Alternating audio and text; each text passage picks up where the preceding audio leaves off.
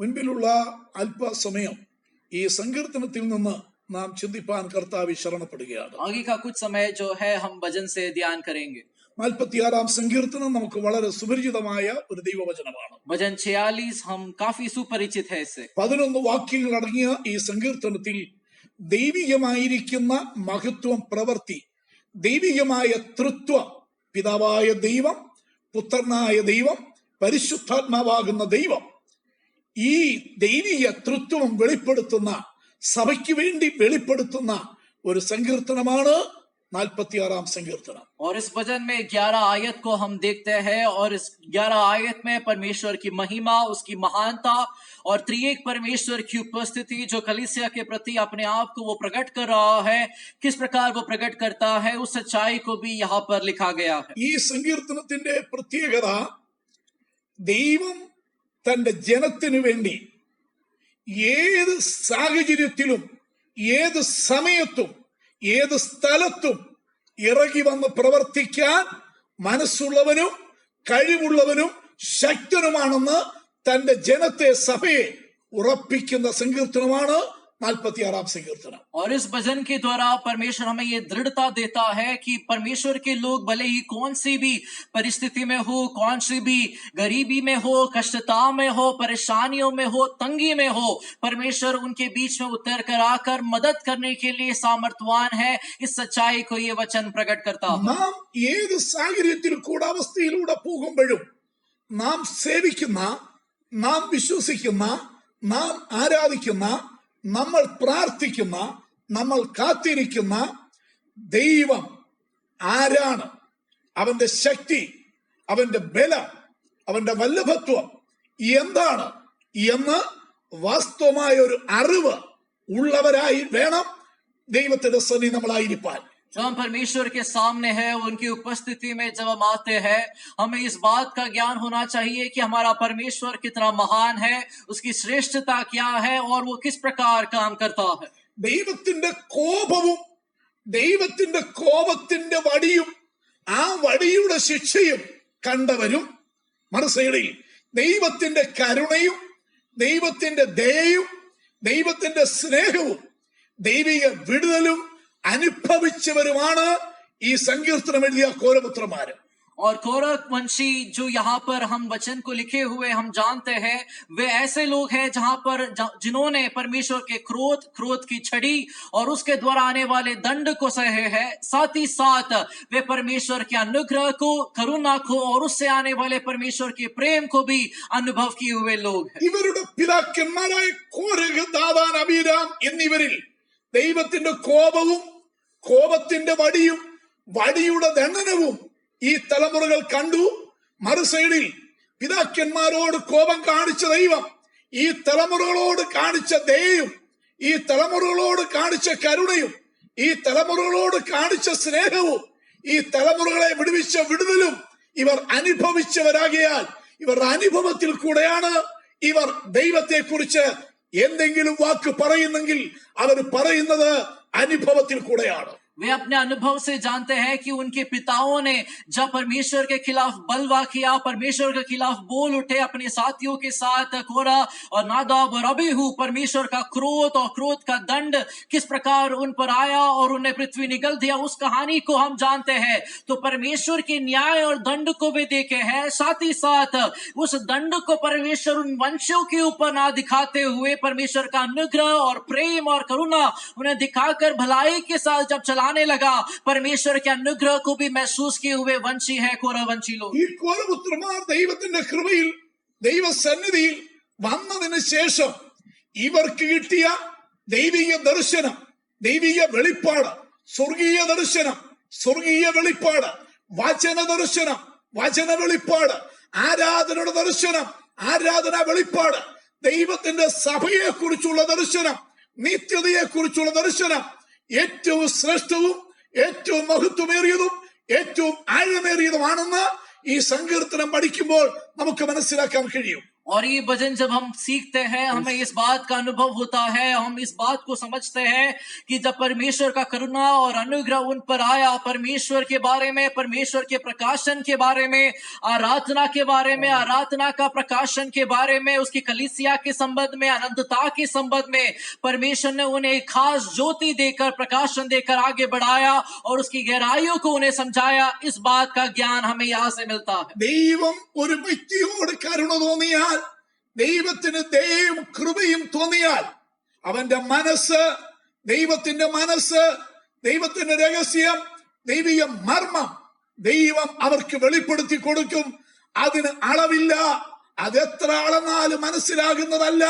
അത്രത്തോളം ആഴമേറിയതാണ്. അത് ഈ സങ്കീർത്തനം ആഴമേറിയ ദർശനം പ്രാപിച്ചവർക്ക് മാത്രമേ ഇങ്ങനൊരു സങ്കീർത്തനം എഴുതുവാൻ കഴിയത്തുള്ളൂ. और यहाँ से हम ये मालूम करते हैं कि जिन पर परमेश्वर का करुणा होता है, अनुग्रह होता है, परमेश्वर बहुत आयत से अपना प्रकाशन उन्हें देता है, अपना वाणी उन्हें समझाता है, और उस वाणी का, उस प्रकाशन का, उस ज्योति का कोई सीमा नहीं है। वो नाप तोल कर नहीं आता है, लेकिन उस असीम गहराई में परमेश्वर उन्हें समझाते हुए अपने आप को वो प्रकट करता है, और उस प्रकटीकरण से ही इस प्रकार का एक भजन निकल सकता है। ഒന്നാമത് ദൈവീയ തൃത്വത്തിൽ ഒന്നാമനായ പിതാവാം ദൈവത്തെ വെളിപ്പെടുത്തുന്നു ഒന്നാം വാക്യം. और पहली आयत में त्रिएक परमेश्वर में हम पिता परमेश्वर को पहली आयत में देखते ആ हैं। ദൈവത്തെ കുറിച്ച്, പിതാവിനെ കുറിച്ച് ഓരോരുത്തർമാർ പറയുന്നു, ദൈവം നമ്മുടെ സങ്കേതവും ബലവുമാണ്, കഷ്ടങ്ങളിൽ അവൻ ഏറ്റവും അടുത്ത തുണയാണ്. और पहली आयत में पिता परमेश्वर के बारे में लिखा है, परमेश्वर हमारा शरण स्थान और बल है, संकट में अति सहज से मिलने वाला सहायक है। ഈ പകൽക്കാലം ഞാൻ ദൈവത്തെ ഓർപ്പിക്കട്ടെ, നമ്മുടെ ജീവിതത്തിന്റെ ശാരീരിക കഷ്ടമാകട്ടെ, മാനസിക ഭാരമാകട്ടെ, ഭൗതിക പ്രയാസങ്ങളാകട്ടെ, ആത്മീയ ജീവിതത്തിന്റെ ആത്മീയ വശത്തെ ഭാരങ്ങളാകട്ടെ, നിന്റെ ജോലിപരമായ ഭാരങ്ങളാകട്ടെ, ഏതുവിധ ഭാരം, കഷ്ടം, പ്രയാസം, ഞെരുക്കം നിന്റെ ശരീരത്തെ, മനസ്സിനെ, ആത്മാവിനെ, ഭൗതിക വശത്തെ, കുടുംബത്തെ, തലമുറയെ ഭരിക്കുന്നു, സകലത്തിനു നീ ഏകനാണേലും ഏകയാണേലും, കുടുംബമാണേലും അടുത്താണേലും അകലെയാണേലും, മനുഷ്യര് മാത്രമേ അകലെയാന്ന് പറയാൻ പറ്റത്തുള്ളൂ. അകലെയല്ലാത്ത ഒരുവൻ എപ്പോഴും കൂടെയുണ്ട്.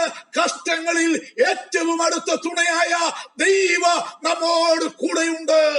और मैं आज इस वचन से आपको इस बात का हिम्मत देना चाहता हूं कि आप भले ही कौन सी भी कष्ट में हो, वो शारीरिक हो या आत्मिक हो, मानसिक हो, पारिवारिक हो, किसी भी प्रकार का हो, परमेश्वर जो संकट में अति सहज के साथ हमारे साथ लगा रहता है, वो परमेश्वर हमारे साथ है। भले ही मनुष्य हमें त्याग दे, मनुष्य अपनी दूरियों को बनाए रखे इस जमाने में, लेकिन मनुष्य दूर रह सकता है, लेकिन कभी ना दूर रहने वाला, संकट में हमारे साथ रहने वाला, परेशानियों में हमारे साथ रहने वाला, सताव में हमारे साथ चलने वाला परमेश्वर हमारे साथ है।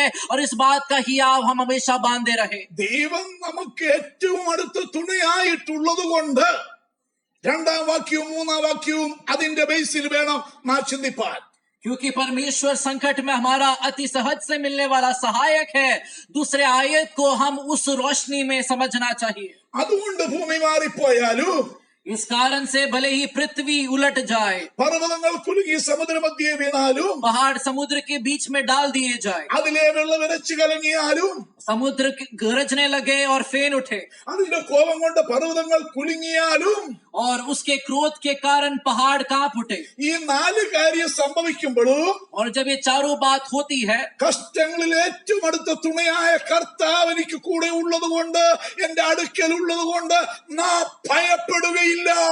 संकट में अति सहज से मिलने वाला सहायक हमारा परमेश्वर क्योंकि हमारे साथ है, इन सारी विपरीत अवस्थाओं के बावजूद मुझे कोई हानि ना होगी। രണ്ടും മൂന്നും വാക്യം നമ്മുടെ ജീവിതത്തിന്റെ അനുഭവമാകണമെങ്കിൽ ആ രണ്ട് വാക്യത്തിൽ പറയുന്ന നാല് കാര്യങ്ങൾ കാണുമ്പോഴും നേരിടുമ്പോഴും അത് ജീവിതത്തിൽ അഭിമുഖീകരിക്കുമ്പോഴും അനുഭവിക്കേണ്ടി വരുമ്പോഴും അതിന്റെ മധ്യത്തിൽ ഭയപ്പെടാതെ, ഭീരുവാകാതെ, ചഞ്ചലപ്പെടാതെ, പതറാതെ, ഇളകാതെ, ഉറച്ചു നിന്ന് ദൈവത്തെ സേവിക്കണമെങ്കിൽ, വിശ്വാസത്തിൽ നിലനിൽക്കണമെങ്കിൽ ഒന്നാം വാക്യ നമ്മുടെ ആധാരമായിരിക്കണം. അവൻ നമുക്ക് ഏറ്റവും അടുത്ത തുണയായി ഈ 4 കാര്യങ്ങളുടെ മധ്യത്തിലും അവൻ നമ്മോട് കൂടെയുണ്ട്. और दूसरी और तीसरी आयत में लिखा गया 4 परेशानी, 4 बातें, 4 विपरीत अनुभव को जब हम अपने जीवन में झेलते हैं, सामना करते हैं, और उन 2 आयतों में जो परेशानियों को हम देखते हैं उसके ऊपर जीत पाने के लिए पहली आयत में परमेश्वर का जो गवाही है, हमारा जीवन का अनुभव होना चाहिए कि हम उसे अपना शरण स्थान माने रहे और उसके साथ लगे रहे। उस समय में ये 4 परेशानियों के ऊपर जीत देने वाला परमेश्वर हमारे साथ लगा रहता है। നമ്മളായിരിക്കുന്ന ലോകത്തിൽ, ഭൂമിയിൽ ഈ പറയപ്പെടുന്ന 4 അനുഭവങ്ങളും ഇന്നും സംഭവിച്ചു നടന്നുകൊണ്ടിരിക്കുന്നു. അതിന്റെ നടുവിൽ കൂടെ ജനസമുദ്രങ്ങൾ കടന്നു പോകുന്നു. ജനകോടികൾ ഭാരപ്പെട്ട് അലയുന്നു, വലയുന്നു, മുങ്ങിത്താഴുന്നു. എങ്കിലും ഇതിന്റെ നടുവിൽ നമ്മളും പാർക്കുന്നെങ്കിലും ഇത് നമ്മളെ ഭരിക്കാതെ, നമ്മളെ ബാധിക്കാതെ, നമ്മൾ താണുപോകാതെ, അത് കുലുങ്ങി നമ്മുടെ മധ്യ നമ്മുടെ പുറത്ത് വീഴാതെ നാം ആയിരിക്കുന്നത് കഷ്ടങ്ങളിൽ ഏറ്റവും അടുത്ത തുണയായ കർത്താവ് നമുക്ക് സമീപേ, നമുക്ക് കൂടെ, ലോകാവസാനത്തോളം എല്ലാ നാളും ഞാൻ നിങ്ങളോടുകൂടെ ഉണ്ട് എന്ന് വാക്ക് പറഞ്ഞ കർത്താവ് കൂടെ ഇരിക്കുന്നത് കൊണ്ടാണ് നാം ഇന്ന് പകൽക്കാലം മുടിഞ്ഞു പോകാതിരിക്കുന്നത്.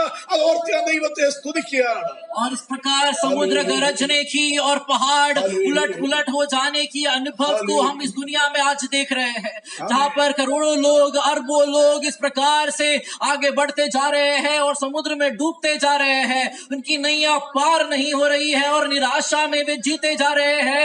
लेकिन उसके बीच में भी उस समुद्र गरजने के सामने, पहाड़ उलट पुलट होने के सामने परमेश्वर ने हमें अटल बनाया रखा है, स्थिर रखा हुआ है, विश्वास में बांधा रखा है, क्योंकि वो परमेश्वर विश्वासियों के परमेश्वर है और उसने हमारे हाथ को ना छोड़ा। इसीलिए निरंतर उसको याद करते रहे और प्रशंसा की बातें हमारे मुंह से निकलते रहे। हालेलुया। 4ാമത്തെ വാക്യം, 4th आयत, പരിശുദ്ധാത്മാവാം ദൈവത്തെ ചൂണ്ടിക്കാണിക്കുകയാണ്. पवित्र आत्मा को दिखाता है। തൃത്വത്തിൽ മൂന്നാമനായ പരിശുദ്ധാത്മാവാം ദൈവത്തെ ചൂണ്ടിക്കാണിക്കുന്നു. एक परमेश्वर में तीसरा व्यक्ति परमेश्वर की आत्मा, पवित्र आत्मा को ये दर्शाता है। കർത്താവ് സ്വർഗത്തിലേക്ക് പോകും മുൻപ് തന്റെ ശിഷ്യന്മാരോട്, തന്റെ ജനമായ നമ്മോട്, സഭയോട് കർത്താവ് വാഗ്ദത്തം ചെയ്തു പോയ വാക്കിങ്ങനെയാണ്.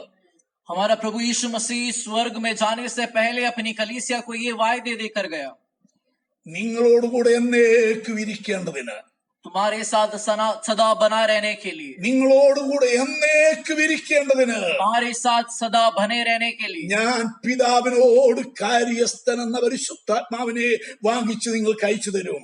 मैं तुम्हारे लिए पिता से हमारा रखवाला पवित्र आत्मा को तुम्हारे लिए भेजूंगा। എന്നേക്കും ഇരിക്കാൻ ദൈവം അയച്ചു തന്നതാണ് തൃത്വത്തിൽ മൂന്നാമനാകുന്ന പരിശുദ്ധാത്മാവിനെ. सदा हमारे साथ बने रहने के लिए त्रिएक परमेश्वर से पवित्र आत्मा को परमेश्वर ने हमारे लिए भेजा है। ആമീൻ. അവനെ കുറിച്ച് തിരുവെഴുത്ത് പറയുന്നു, ഒരു നദിയുണ്ട്.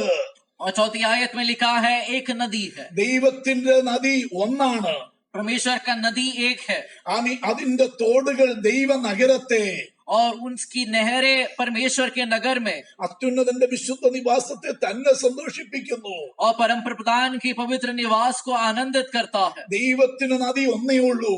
परमेश्वर को नदी एक ही है, ആത്മാവ് ഒന്നേ ഉള്ളൂ. आत्मा एक ही है। 1 കൊരിന്ത്യർ 12 പൗലോസ് അത് എഴുതിയിട്ടുണ്ട്. और पहले कुरिन्ती 12 में इस प्रकार लिखा है। 2 രാജാക്കന്മാരുടെ പുസ്തകം 4-ാം അധ്യായം പഠിക്കുമ്പോൾ दूसरे राजाओं का किताब 4th आयत को जब हम देखते हैं, പ്രവാശിഷ്യന്റെ ഭാര്യയും മക്കളും കൂടെ പാത്രങ്ങളിലേക്ക് എണ്ണ പകരുന്നത്, അവിടെ ഒരു ഭരണിയിലെ എണ്ണയാണ് അനേക പാത്രത്തിലേക്ക് പകരുന്നത്.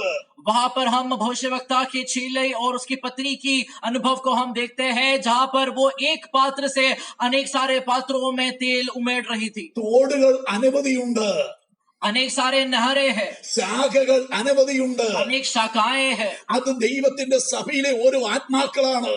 और वो परमेश्वर की कलीसिया का एक एक आत्मा है। ഓരോ ശാഖയിലേക്ക് ഒഴുകുന്ന വെള്ളം, और एक एक शाखाओं में जो पानी बहती है, ഓരോ തോട്ടിലേക്ക് ഒഴുകുന്ന വെള്ളം, एक एक नहरों में जो पानी बहती ഈ है, ഒരു നദിയിൽ നിന്നും പുറപ്പെട്ട വെള്ളമാണ്. वो इस एक नदी से निकला हुआ पानी है। പ്രവാശിഷ്യന്റെ ഭാര്യയെ വെറും പാത്രങ്ങളിലേക്ക് പകരുകയാണ്. और भविष्यवक्ता के चेले की पत्नी जो है एक पात्र से अनेक पात्रों में उमड़ ആ रही है അനേക പാത്രത്തിലും പകരുന്നത് ഒരു ഭരണിയിൽ നിന്ന് തന്നെയാണ്. और वो केवल एक पात्र से डाले जा रही है. പൗലോസ് അപ്പോസ്തലൻ പറയുന്നു കൃപാവരങ്ങൾ പലതുണ്ട്. प्रेरित का पत्रस हमसे ये कहता है कि परमेश्वर का वरदान अनेक है, ശുശ്രൂഷകൾ പലതുണ്ട്. सेवकाई अनेक है, എന്നാൽ എല്ലാവരിലും എല്ലാം പ്രവർത്തിക്കുന്ന ആത്മാവ് ഒന്നത്രേ. लेकिन हर एक में हर प्रकार का काम करने वाला वो पवित्र आत्मा है. ഈ ശുശ്രൂഷകൾക്ക് വ്യത്യാസമുണ്ട്, सेवकाइयों में विभिन्नता है, കൃപാവരങ്ങൾക്ക് വ്യത്യാസമുണ്ട്. वरदानों में विभिन्नता है, എന്നാൽ ആത്മാവ് ഒന്നത്രേ. लेकिन आत्मा एक है. ഇന്ന് പകൽക്കാലം പറയട്ടെ, നദി ഒന്നേ ഉള്ളൂ. और आज मैं कहूँ कि नदी एक ही है, ഒരു നദിയേ ഉള്ളൂ. एक ही नदी है. ആ നദിയാ എസെക്കിയേലിനെ കാണിച്ചു കൊടുത്തത്. और उस नदी एसकेल को परमेश्वर ने दिखाया. ഏദൻ തോട്ടത്തിൽ നിന്ന് ഒരു നദി പുറപ്പെട്ടു. एदन के बगीचे से एक नदी निकला അത് 4 ശാഖയായി പിരിഞ്ഞു.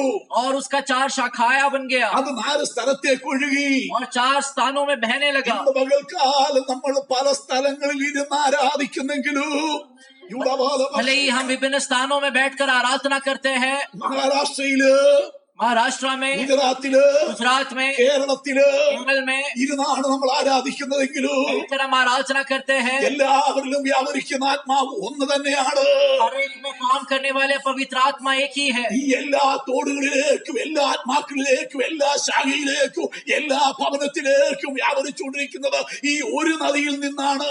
हर परिवार में, हर व्यक्ति जीवन में, हर शाखा में बहने वाला ये एक आत्मा है. അത് ഈ ആരാധന ഹാളിയിരിക്കുന്ന ഞങ്ങളിൽ മാത്രമല്ല, वो इस आराधनालय में बैठने वाले केवल हमारे अंदर ही नहीं, ഭവനാന്തരീക്ഷങ്ങളിൽ ഇരിക്കുന്ന പരിശുദ്ധ ദൈവമക്കള്, ഈ ദൈവത്തിന്റെ ആത്മാവിന്റെ നദി നിങ്ങളിലേക്ക് ഒഴുകുകയാണ്. अपने अपने घरों में बैठे हुए परमेश्वर के लोगों, आपके अंदर भी ये नदी बहती है. ഒരു ദാഹം നമുക്കുണ്ടെങ്കിൽ, यदि हमारे अंदर एक प्यास है, ഒരു വാഞ്ച നമുക്കുണ്ടെങ്കിൽ, यदि हमारे अंदर एक चाहत है, കുടിക്കാനുള്ള ഒരു ആഗ്രഹം നമുക്കുണ്ടെങ്കിൽ, पीने के लिए एक प्यास हमारे अंदर है, പാനം ചെയ്യാൻ ഒരു ആഗ്രഹം നമുക്കുണ്ടെങ്കിൽ, पीने के लिए एक चाहत हमारे अंदर है, ഒരു ആത്മീയ ദാരിദ്ര്യം നമുക്കുണ്ടെങ്കിൽ, एक आत्मिक गरीबी यदि हमारे अंदर है, ദേവനും വരട്ടെ എന്ന് വിളിച്ച കർത്താവ് ഇന്ന് പകൽക്കാലം ദാഹിക്കുന്നവരെ വിളിക്കുകയാണ്. जो प्यासे है वो मेरे पास आए, इस प्रकार कहने वाला यीशु मसीह आज सुबह भी प्यासों को बुला रहा है. എന്തിനാ വിളിക്കുന്നേ? क्यों बुला रहा है? ദാഹിക്കുന്നവർ വന്ന് ഈ നദിയിൽ നിന്ന് കുടിക്കട്ടെ. कि जो प्यासे है इस नदी से पीने ഈ पाए, നദി കുടിക്കാൻ പറ്റൂ. और इस नदी से हम पी ഈ पाएंगे, നദിയിൽ ഇറങ്ങി നീന്തുവാൻ പറ്റൂ. और इस नदी से हम जो है हम तैर सकते हैं.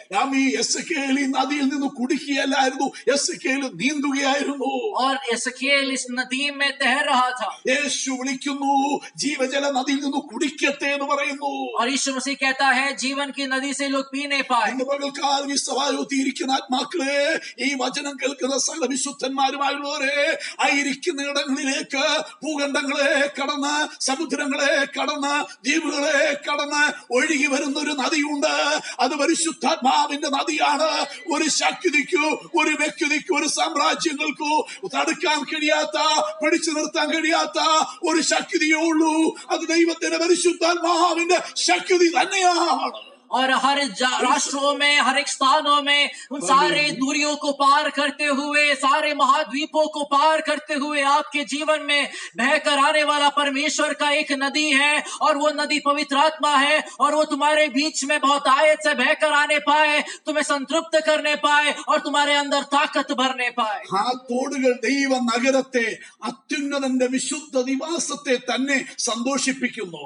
और वो नहरे परमेश्वर के नगर को, परम प्रताप के पवित्र निवास को आनंदित कर देता है. അത്യുന്നതനായ ദൈവത്തിന്റെ വിശുദ്ധ നിവാസങ്ങൾ നമ്മൾ ഓരോരുത്തരുമാണ്. परम प्रताप का पवित्र निवास जिसमें परमेश्वर आनंदित होता है वो मैं और आप है. ദൈവത്തിന്റെ നിവാസമായി, ദൈവത്തിന് വസിക്കാൻ കൊള്ളാവുന്ന ആലയമായി, മന്ദിരമായി നമ്മളെ തെരഞ്ഞെടുത്ത് നമ്മളെ പണിതുകൊണ്ടിരിക്കുന്നതാകിയാൽ, ആത്മീയ ഗ്രഹമായി നമ്മളെ പണിതു വരുന്നത് കൊണ്ട് ദൈവത്തിന്റെ സന്തോഷ, ആത്മാവിലെ സന്തോഷ, പരിശുദ്ധാത്മാവിലെ സന്തോഷ ഇന്ന് പകൽക്കാല ദൈവം വസിക്കുന്ന ദൈവമക്കളുടെ ഉള്ളിലുണ്ട്, ഹൃദയത്തിലുണ്ട്, ഭവനത്തിലുണ്ട്, തലമുറയിലുണ്ട്.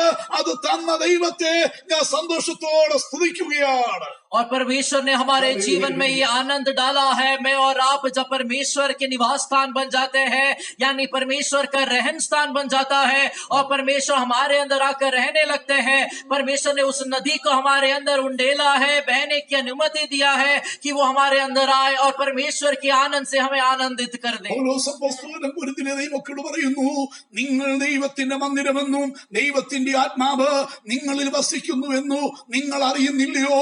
ദൈവത്തിന്റെ മന്ദിരം നാമാണ്, ദൈവത്തിന്റെ വിശുദ്ധ വാസസ്ഥല നിവാസം നാമാണ്. ദൈവത്തിന്റെ ആത്മാവ് നമ്മിലേക്കാ ഒഴുകി വന്നത്. നാമത്രേ ആ തോടുകൾ. ഇന്ന് പകൽക്കാല ആ മന്ദിരമായ നമ്മൾ ആത്മാവിൽ സന്തോഷിക്കണമെന്ന് കർത്താവ് ആഗ്രഹിക്കുകയാണ്. और परमेश्वर का मंदिर हम हैं। परमेश्वर का दास पौलुस कुरिन्थियों को ये याद दिलाता है कि हम परमेश्वर के मंदिर हैं और परमेश्वर की आत्मा हमारे अंदर रहता है। तो हमें मंदिर बनाते हुए, हमारे अंदर जीवन की नदी बहाते हुए, परमेश्वर की उस उपस्थिति को हमारे अंदर भरते हुए परमेश्वर में आगे बढ़ा रहा है और उसी प्रकार आनंदमय अनुभव में परमेश्वर में आगे बढ़ाते रहे। എന്നിട്ട് അതിന്റെ 5-ാം വാക്യത്തിൽ ഈ നദി ഒരു ദൈവത്തെ ചൂണ്ടിക്കാണിക്കുകയാണ്. और उसकी 5वीं आयत में ये नदी एक परमेश्वर को दिखा रहा है। ദൈവം അതിന്റെ മധ്യേ ഉണ്ട്. परमेश्वर उसके बीच में है അത് കുലുങ്ങി പോകയില്ല. और वो टलेगा नहीं कभी। ദൈവ അധികാരത്ത് തന്നെ അതിനെ സഹായിക്കും. और पाँव फटते ही परमेश्वर उसकी सहायता करेगा। നമ്മോടും കൂടെ എന്നേക്കും ഇരിപ്പാൻ हमारे साथ रहने के लिए കർത്താവ് പിതാവിനോട് വാങ്ങിച്ചയച്ചു തന്ന पिता से मांग कर पवित्र आत्मा को जो दिया है, പരിശുദ്ധാത്മാവെന്ന ദൈവം पवित्र आत्मा परमेश्वर അതിന്റെ മധ്യേ ഉണ്ട്. वो हमारे बीच में है। പ്രശ്നങ്ങളുടെ മധ്യത്തിൽ പരിശുദ്ധാത്മാവെന്ന ദൈവം ഉണ്ട്. परेशानियों के बीच में पवित्र आत्मा है। കഷ്ടങ്ങളുടെ മധ്യേ പരിശുദ്ധാത്മാവെന്ന ദൈവം ഉണ്ട്. कष्टों के बीच में पवित्र आत्मा नामक परमेश्वर है। രോഗത്തിന്റെ മധ്യേ പരിശുദ്ധാത്മാവെന്ന ദൈവം ഉണ്ട്. बीमारियों के बीच में पवित्र आत्मा परमेश्वर है। പ്രതികൂലത്തിന്റെ പോരാട്ടങ്ങളുടെ മധ്യത്തിൽ, എതിർപ്പിന്റെ മധ്യത്തിൽ പരിശുദ്ധാത്മാവെന്ന ദൈവം ഉണ്ട്. चुनौतियों के बीच में पवित्र आत्मा है। എന്റെ കുടുംബത്തിന്മേൽ, ഭവനാന്തരീക്ഷത്തിന്മേൽ, സന്തതിയുടെ മേൽ, ദൈവസഭയുടെ മധ്യേ പരിശുദ്ധാത്മാവെന്ന ദൈവം ഉണ്ട്. मेरे और आपके परेशानियों के बीच में पवित्र आत्मा परमेश्वर की उपस्थिति है। അതുകൊണ്ട് इसलिए അത് കുലുങ്ങി പോകയില്ല. वो कभी टलेगा नहीं, അത് കുലുങ്ങി പോകയില്ല. वो अटल बना रहेगा। നീതിമാന്റെ അനർത്ഥങ്ങൾ അസഹ്യമാണേലും അവയെല്ലാറ്റിൽ യഹോവ അവനെ വിടുവിക്കുക. धर्मी जन का परेशानी अनेक है, लेकिन परमेश्वर उसे उद्धार देगा। വീഴുവാൻ തക്കവണ്ണം ശത്രു തള്ളിയില്ലേ, വീഴുവാൻ തക്കവണ്ണം പാപം തള്ളിയില്ലേ, വീഴുവാൻ തക്കവണ്ണം സാഹചര്യങ്ങൾ തള്ളിയില്ലേ, വീഴുവാൻ തക്കവണ്ണം കഷ്ടതകളും ശോധനകളും വെല്ലുവിളികളും തള്ളിയില്ലേ, എങ്കിലും വീഴാതിരുന്നത് നീ വീഴത്തില്ലെന്ന് വാക്ക് പറഞ്ഞ ഒരു ദൈവമുണ്ട്. എന്തുകൊണ്ട്? നിന്നെ താങ്ങിയ ഒരു ദൈവമുണ്ട്, താങ്ങിയ കരമുണ്ട്.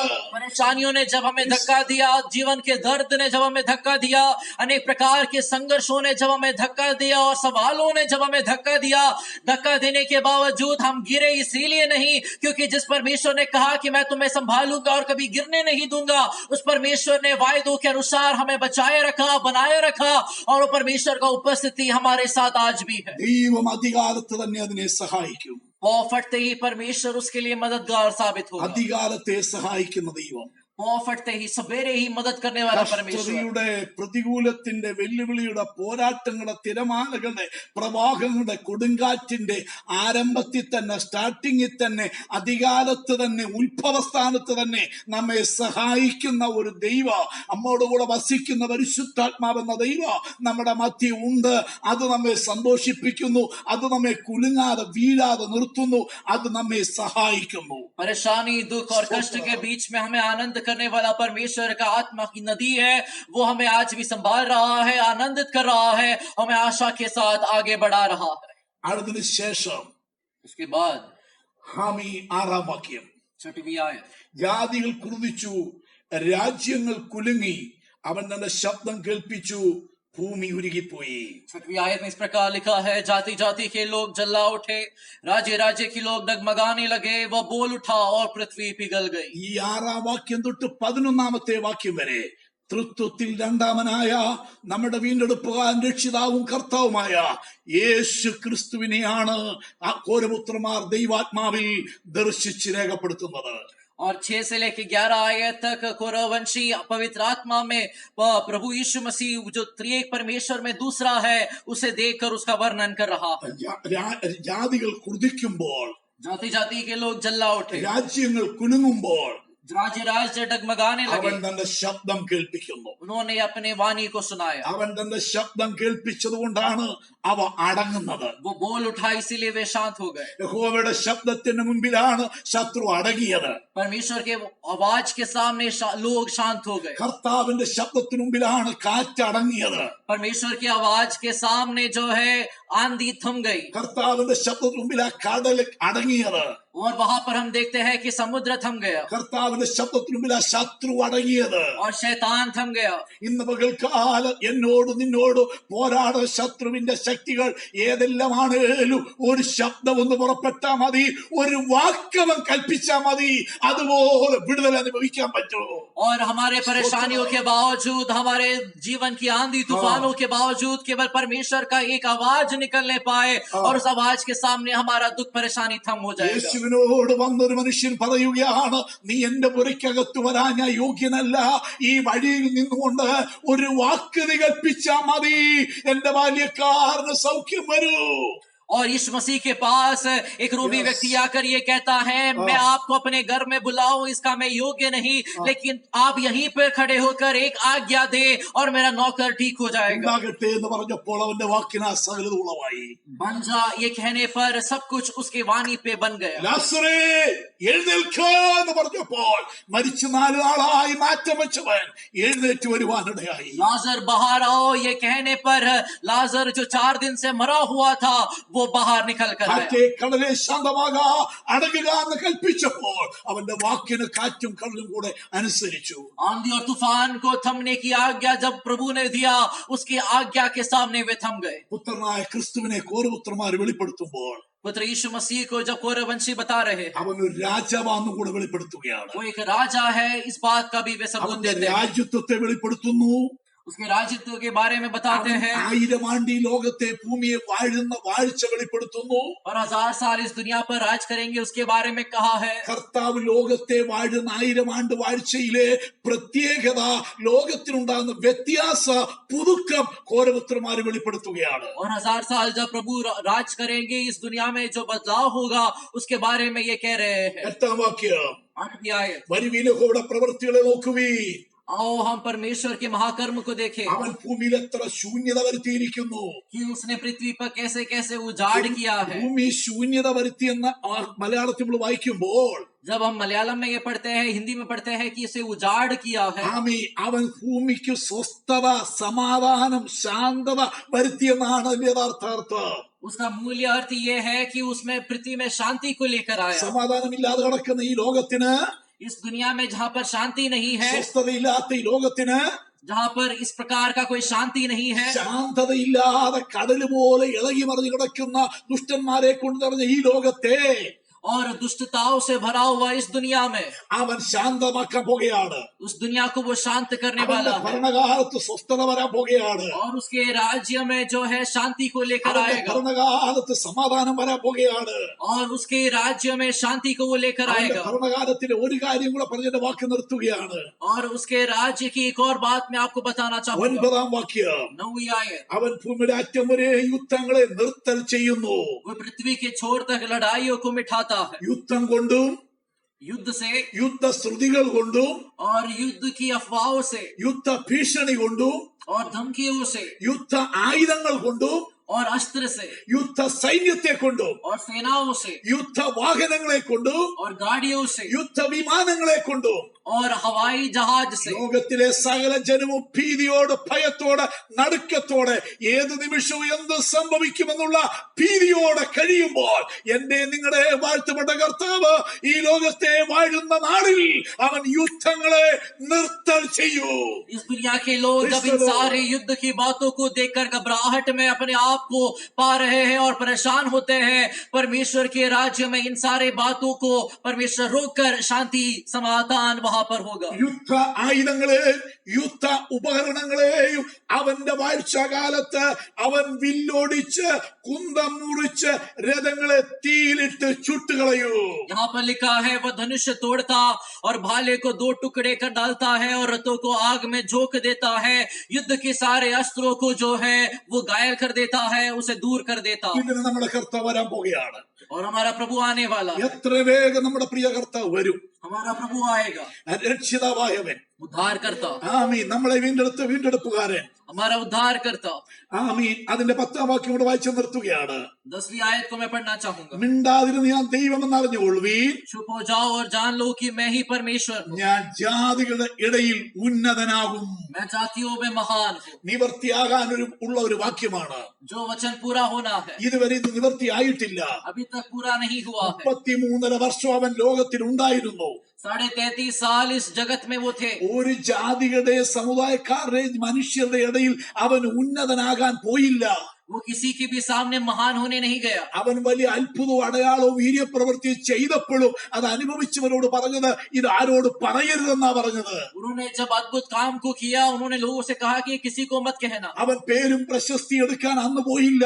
उस दिन वो नहीं गया कि वो नाम को कमाए. അവൻ അന്ന് ഒരു ദാസന്റെ വാഹനമായ കഴുതപ്പുറത്താ യാത്ര ചെയ്തത്. और उस दिन वो एक सेवक की गाड़ी जो गधा है उस पर वो सवार हुआ. അവൻ ഉന്നതനായെങ്കിൽ और यदि वो महान बनता है അവന്റെ മരണത്തിന് ശേഷമാണ് അവൻ ഉന്നതനായത്. उसकी मृत्यु के बाद वो महान हुआ. മരിച്ച് അരിമത്തിലെ യോസഫിന്റെ കല്ലറയിൽ അടക്കപ്പെടുന്നിടം വരെ അവൻ ജാതികളുടെ ഇടയിൽ ഉന്നതനായില്ല.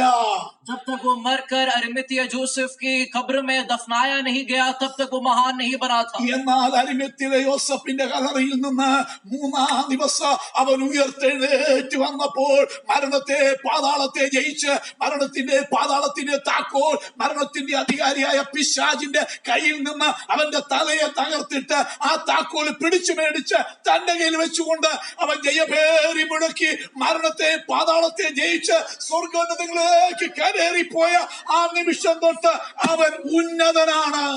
और जिस दिन उन्होंने यूसुफ के कब्र से तीसरे दिन फिर जी उठकर अपने सामर्थ को दिखाते हुए शैतान को हराते हुए मृत्यु और जीवन की कुंजी अपने हाथ में लेकर लोगों को छुटकारा देते हुए स्वर्ग में चढ़कर गया, उस दिन से वो महान बनना शुरू हुआ. സ്വർഗത്തിൽ അവൻ ഉന്നതൻ തന്നെയാ. स्वर्ग में वो महान ही है. ദൂതന്മാർക്കും അറിയാം, स्वर्गदूत में जानते हैं, സാറാഫുകൾക്കും കെരൂബുകൾക്കും ജീവികൾക്കും അറിയാം ഞങ്ങളുടെ കർത്താവ് ദൈവ സൃഷ്ടാവ് ഉന്നതൻ തന്നെയാണ്. साराफ और केरूबी वे सारे ही जानते हैं कि हमारा प्रभु महान है. യെശയ്യാവ് എഴുതി വെച്ചൻ ഉന്നതനും ഉയർന്നിരിക്കുന്നവനും ശാശ്വതവാസിയും പരിശുദ്ധനെന്ന നാമമുള്ളവനുമാണെന്ന്. और यशायाह ने लिखा है कि वो महान है और श्रेष्ठ है. അവൻ ഉന്നതനായതുകൊണ്ട് ഉയർന്നും പൊങ്ങിയുമുള്ള സിംഹാസനത്തിൽ ഇരിക്കുന്നത് യെശയ്യാവ് കാണാനുമിടയായി. और क्योंकि वो महान है वो ऊंचे सिंहासन पर विराजमान है, इस प्रकार यशायाह देखता है. അതുകൊണ്ട് സ്വർഗത്തിൽ അവൻ ഉന്നതനാ. സ്വർഗത്തിലുള്ളവർക്ക് അത് അറിയുകയും ചെയ്യാം. वो स्वर्ग में महान है, स्वर्गीय लोग उसे जानते हैं, പക്ഷെ ഭൂമിയിലുള്ളവർക്ക് അത് അറിയത്തില്ല. लेकिन पृथ्वी के लोग नहीं जानते हैं. അതുകൊണ്ട് പരിശുദ്ധാത്മാവ് എഴുതി വെച്ചത് അവൻ ഭൂമിയിൽ ഉന്നതനാകും. और इसीलिए लिखा है कि वो पृथ्वी में महान ഈ होगा ഭൂമിയിൽ അവൻ തിരിച്ചു വരും. और इस पृथ्वी में वापस आएगा. എന്തിന്?